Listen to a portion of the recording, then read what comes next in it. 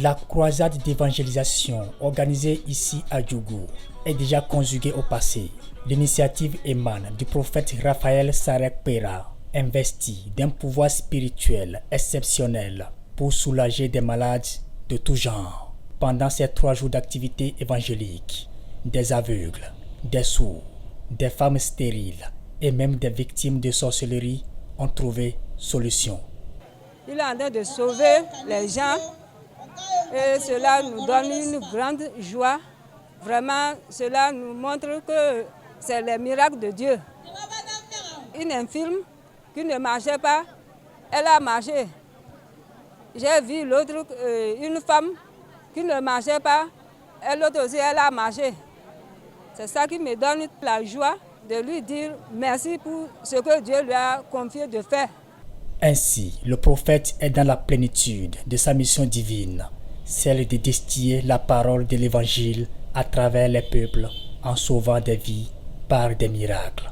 Je pouvais toutefois rester dans mon coin parce que, vu les miracles, tout ça, là, les gens viennent de gauche à droite. Mais quand j'ai reçu l'inspiration d'évangéliser, et dans le pays où l'islam est basé, et j'avais tenu compte d'aller vers le Niger, mais l'inspiration m'est venue me dire, va d'abord à côté, après c'est à Djougou. Moi, j'ai déjà l'option en moi de guérison miraculeuse pour les aveugles, les sourds, mais ça a besoin de foi. Sans même ma présence, tu tiens mon lieu d'option. Quelqu'un se croit marabout, tu le verses de là, c'est fini. Tous ces pouvoirs-là, il peut avoir n'importe quelle puissance. Il profite de l'occasion pour lancer un message aux détracteurs, car ce fut un moment de déballage et de révélation. Les sorciers, ils ne peuvent rien me faire. Ils ne feront que saboter. Ce n'est pas qu'ils ont vu quelque chose que je porte, ou bien j'ai présenté une idole qui fait voir les aveugles, qui fait que je touche les plaies incurables, les sidérés, ils sont guéris, tout ça là. Non. Mais ils vont toujours saboter. La bouche que tu prends pour saboter là, prends-le pour aller évangéliser. Il faudrait que nous montrions que l'autorité est en Jésus-Christ.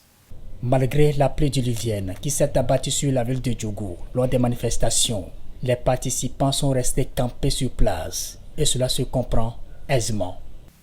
Vous étiez là quand hier, je priais pour les femmes qui ont eu ça. Quand je l'ai touché, qu'est-ce que j'ai dit? J'ai dit, madame, ce n'est pas UC seul. Il y a une maladie encore que tu traînes, mais tu as honte de le dire. Et de quoi? C'est pas ça de quoi que j'ai dit la vérité. Il a dit, tu as passé de pommade dans ton vagin et ça a grillé ton vagin. Ici, je commence par le dire à haute voix, les gens vont dire, mais le prophète connaît cette dame. C'est comme ça le prophète doit être.